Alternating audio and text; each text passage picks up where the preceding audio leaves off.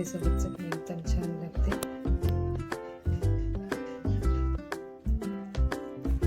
हाय मैत्रिणींनो, नंदिनी स्नेह भोजनमध्ये तुमचं स्वागत आहे. मी तुम्हाला झटपटवाली चटणी दाखवणार आहे.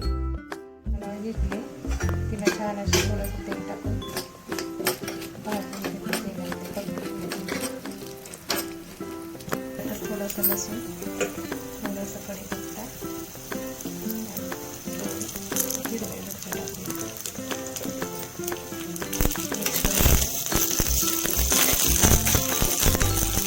त्याच्यामध्ये खोबरं घेतलेलं ओलं खोबरं, त्याने वाटलेली डाळ आपण त्याच्यामध्ये टाकून घेऊया.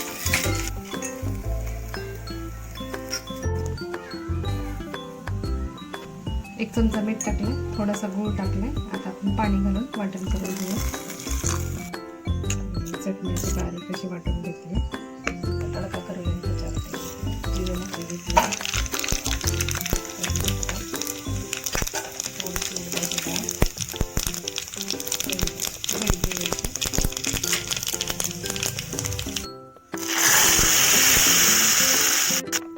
चटणी तयार आहे. इडली सोबत, डोस्यासोबत, कशासोबतही खाऊ शकतो. आवडलं तर लाईक करा, शेअर करा, सबस्क्राईब करा.